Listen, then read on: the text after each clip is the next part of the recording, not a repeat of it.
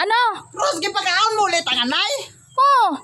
Walang bago ko lang ito gipakaon mo na po ulit. Ano ka manaw, sobra ka lang gini mo kapisan, Ros. Ay, ano gibuaw kung gipakaon ko bo? Kay hindi man puntupid sang gipakaon ko. Ano gipakaon mo?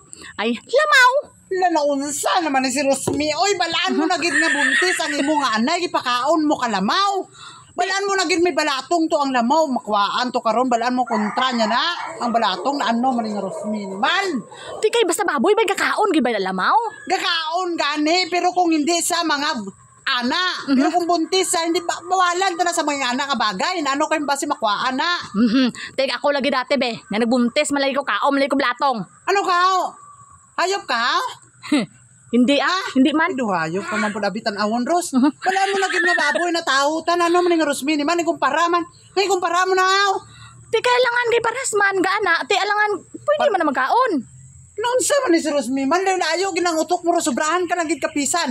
Pisan ka nga mango. Balaan mo na gid. Ti hindi pa kapisan.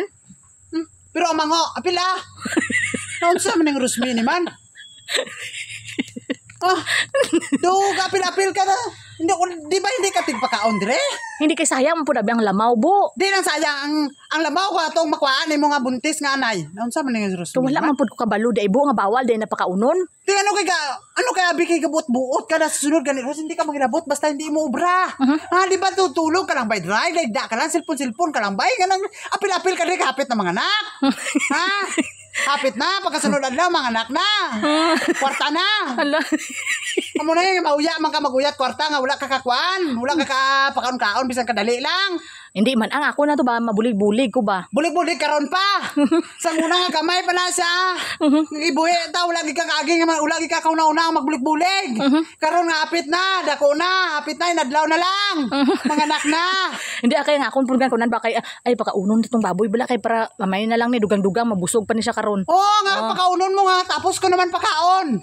Di kay sayang gani. Sa masayang gid nun sa man, hindi mo no. Balan mo gani nga balatong nga words. Allah. Unsa gani ang words ng balatong aw? Balatan mga hayop gani bisan ano na sa nga klase-klase nga hayop kung pakaunon mo sang balatong, may puruhan gina sa nga makwaan. O di ba? Kumpara mo na pod nga ikaw hindi ka gani makwaan. Hayop ka ha. Tsura mo. Unsa sir? Sobrang sibo ni nga. Sobraan kay tuon man pud Ros, ano man nga Rosmi ni man. Susa. Ano gidaw? Galit tawgon ta kayop. Hindi man. Kumpara mo? Hindi man Hindi man O di ba adlok ano? Di aliwas ka. Hala. Ay sos.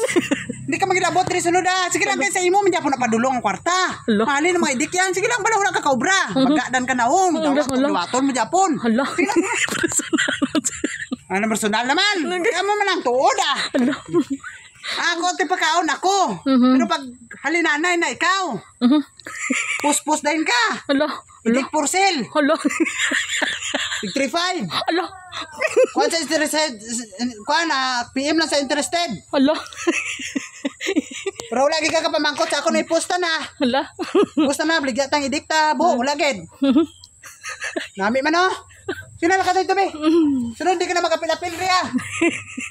Sa imo man Japon padulong kwarta.